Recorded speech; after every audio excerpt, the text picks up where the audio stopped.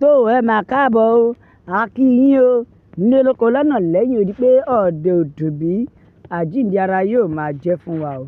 Lọ́wọ́lọ́wọ́ báyìí ǹjẹ́ ẹ ti gbọ́ ọba wa tuntun ti sọ̀rọ̀ o, òun náà ti ganu sí máìkì lórí ọ̀rọ̀ Trump. Ta leléyìí? Ọba wa Olúbàdàn ti ìlú Ìbàdàn land.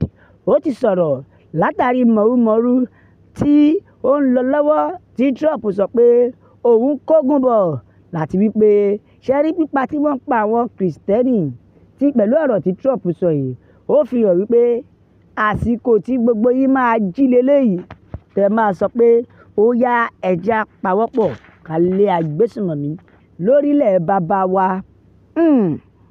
Olúbàdàn sọ eléyìí ná, ó ní àsìkò tí ẹ máa jí leléyìí o láti pawọ́pọ̀ wípé ẹ jẹ́ ká lé àwọn agbésùnmọ̀mí. The Olúbàdàn of Ibadan land has described former US President Donald Trump's recent threat to invade Nigeria over the continued pipeline of agbésùnmọ̀mí of Christians ní northern region as a serious wake-up call for Nigeria to unite.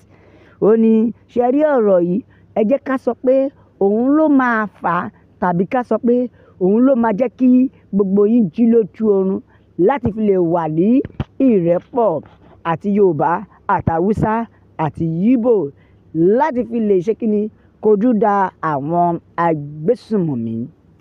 Ó ní ẹ pa tẹ̀sìn tì, ẹ pa ti ẹ̀yà tì, kẹ́ ẹ wá farabalẹ̀ kojú ogun tó ń ṣẹlẹ̀ lọ́wọ́lọ́wọ́ yìí. Ó ní ẹ má ti tẹ̀sìn bọ̀, ẹ̀sìn mi ò lè bẹ́lẹ̀ ṣe, ẹ̀sìn lè yóò lè bẹ́lẹ̀ ṣe, ẹ̀yà mi ò lè bẹ́lẹ̀ ṣe. Ó ní ẹ má ti yẹn bọ̀, ẹ pa gbogbo yẹn tì bí kò ṣe pé ẹ gbájúmọ́ bí ẹ ṣe máa lé àwọn ará bíi kúrò ní orílẹ̀-èdè. Ó ní pàápàá jùlọ gẹ́gẹ́ bí n tó ṣẹlẹ̀ ibi tí Trump ti sọ ọ̀rọ̀ tó sọ yìí níbi tó ti ṣe ìpàdé pẹ̀lú àwọn evangelical leader ni o, ibẹ̀ làwọn yẹn ti sọ ẹ̀dùn ọkàn wọn wípé ṣe ni wọ́n ń pa àwọn Kìrìsìtẹ́nì lójoojúmọ́. Òun ló wà fà á tí Trump fi sọ fún ìjọba Nàìjíríà pé tó bá kùnà láti ṣe ohun tó tọ́ fún àwọn Kìrìsìtẹ́nì, ó ní àwọn máa ṣígun wọlé ni o. Ẹ wò ó, ṣígun wọlé yìí ló ti fa wàhálà ní orílẹ̀-èdè Nàìjíríà. Olúbàdàn wá tẹ̀síwájú, ó ṣèkìlọ̀. The Olúbàdàn warns that Nigeria cannot afford to ignore such an international rebuke. Ó ní ẹ ò lè fojú yẹpẹrẹ worú ọ̀rọ̀ báyìí. Bẹ́ẹ̀ ni ẹ lè fojú yẹpẹrẹ worú ọ̀rọ̀ báyìí, pàápàá jùlọ ọ̀rọ̀ Trump. Ó ní ó ṣe ni, ó ní ẹ máa gbọ́ o. Ó ní whether viewed as an insult or a genuine concern should be seen as a mirror reflecting the painful truth about the nation's security. That is it. Ó ní yálà pé ẹ má fojú yẹpẹrẹ wò. Ó ní bẹ́ẹ̀ ń fojú wò pé kí ni wọ́n parọ́ mọ́ wa ni, wọ́n sọ wípé ọ̀rọ̀ náà bíi insult ló jẹ́ fún wa pé fi style sọ pé a lè tọ́jú ìlú wa. Bàbá ní ẹ má wò bẹ́ẹ̀ o. Olúbàdàn ní kẹ́ ẹ má wò bẹ́ẹ̀. Ó ní nǹkan tó jẹ́ kẹ́ ẹ wò ni pé ó dàbí pé ẹ lo kíní as weapon láti wà ní ìṣọ̀kan, láti lè jà, láti lè borí. Ó ní ṣùgbọ́n ẹ jẹ́ á sòótọ́, ó ti kàn wá níbi egungun, ó ti jẹ́ ká mọ̀ pé insecurity mẹ́hẹ, security Nàìjíríà ó mẹ́hẹ. Fún ìdí èyí ibẹ̀ ló jẹ́ kẹ́ ẹ kọ́kọ́ sojú dọ̀ torí nǹkan tí Trump kọ́kọ́ ní kẹ́ ẹ ṣe nìyẹn. Ó wá tẹ̀síwájú pé Nigeria has for too long allowed religious and ethnic division to fasten. Ó ní ìjọba Nàìjíríà wọ́n ti fàyè gba ẹ̀sìn àti ẹ̀yà láti pín orílẹ̀-èdè, láti bà àlàáfíà jẹ́. Ọ̀rọ̀ ni o. Ó ní ìjọba Nàìjíríà ti lajúlẹ̀ jù. Ìgbà tó jẹ́ kẹ́ ẹ kórodo ẹ ò kórodo. Níṣe ni gbogbo yín ń wò.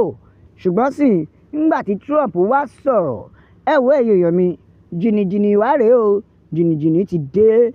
ó wá kúkú tẹ̀síwájú o bàbá tẹ̀síwájú ó ní ṣẹ́rí ẹ má fojú lásán wo ọ̀rọ̀ Trump o ẹ má fojú lásán wò tàbí pé bóyá ó fẹ́ ru ìbínú yín sókè ẹ jẹ́ ká pè ní wake up call for every Nigerian to come together and put an end to the senseless pine ó ní ṣẹ́rí mo lè pé pé àsìkò àti jí ìsọnijí fún gbogbo àwọn ọmọ Nàìjíríà ẹ gbàgbé ẹ̀sìn ẹ gbàgbé ẹ̀yà àsìkò tẹ́ ẹ máa jí tẹ́ ẹ máa pawọ́pọ̀ láti fi òpin sí ìpànìyàn tó ń lọ ní òkè ọya àti àwọn ìlú míì bẹ́ẹ̀ lọ. Bẹ́ẹ̀ Olúbàdàn ní a ò ṣáà lè máa tẹ̀síwájú láti máa wò kí wọ́n máa fi ẹ̀mí àwọn ènìyàn ṣòfò látàrí wípé ẹ̀sìn in the name of tradition in the name of religion àdẹ̀wà káwọ́rọ̀ à ń wò a ò rí ìkọ̀kọ̀ sí in the name of religion or ethnicity why the world watches us in disbelief àwọn àgbáyé dẹ̀ ń wò káwọ́ bọ̀ Nàìjíríà báyìí wọ́n dẹ̀ ń wo ẹ̀sìn Nàìjíríà must rise ẹ gbọ́ bàbá ní Nigeria must rise to prove that this can be stopped without the intervention of Bìrìtìkó ṣùgbọ́n ọmọ Nàìjíríà ẹ ò rò síbẹ̀ ẹ wọ ẹjẹ́ ká àtẹ̀jíṣẹ́ àwọn èèyàn ẹjẹ́ gbọ́ nǹkan tí àwọn ènìyàn sọ. Bẹ́ẹ̀ ìkọ́ni bàbá ẹ ṣẹ̀ṣẹ̀ sojú abẹ́ẹ̀kọ́ ni bàbá gbé wa débẹ̀ Olúbàdàn ìbá bàbá o bẹ́ẹ̀ ni wọ́n ní bàbá gbé wa débẹ̀ nítorí ṣẹ́rí tá a ti ń jà wọ́n ní we have been battling with the same monarchs for 16 years láti 2009 without having to project when it end a ò tiẹ̀ ní ìgbà tá a fẹ́ sọ pé ìgbà báyìí ló máa dópin ṣe àsìkò tá a wá ìgbà táwọn British wá dé lẹ́sẹ̀ṣẹ̀ wá fẹ́ máa ta mọ́ra lẹ́sẹ̀ wá fẹ́ máa sọ pé àsìkò ti tó láti jẹ́ kíkiní ìdópin ẹ wò ẹ wá nǹkan ṣe sí i bẹ́ẹ̀ nìkan ni bàbá yóò dà fún yín tí ó pọ̀ ẹ ṣẹ̀ṣẹ̀ sojú abẹ́ẹ̀kọ́ ni o bẹ́ẹ̀ nìkan ni ṣe fẹ́ gbọ́ the man is the only truthful monarch I have ever seen in Yorùbá land torí ó sọ̀rọ̀ àfikọ́lọ̀ ń fún ọmọ bàbá náà ní ẹ̀mí gígùn àti àlàáfíà ẹjọ́ ọ̀kan ní Wẹ́ẹ̀sì Adébóyè níbo lóye dépò wà nítorí ṣẹ́rí ọba yìí ó sọ nǹkan tí wọn ò lè sọ nǹkan tó jẹ́ kí wọ́n sọ fún àwọn ọmọ ìjọgán tàbí fún àwọn èèyàn yálà ẹ gbàgbé ẹ̀sìn ẹ wo ẹ jẹ́ gbàgbé ẹ̀sìn ní tó jẹ́ ká ṣe lÓlúbàdàn ti sọ yìí tó a ò ní rí jù báyìí lọ nítorí wípé bàbá Olúbàdàn gan ti sọ̀rọ̀ Olúgbọ́n sọ Àrẹ̀sà sọ ẹ wo Ọ̀wárọ̀gún Àga náà sọ tiwọn la fi sọ pé a máa bẹ̀ ọ́ bí ẹni bẹ́ṣu atẹ́lẹsẹ̀ yóò máa bẹ̀rẹ̀ o gbogbo ẹni tó wá láòní dé ó máa láòní dé bá la fi ń kí yín pé ó dàbọ̀.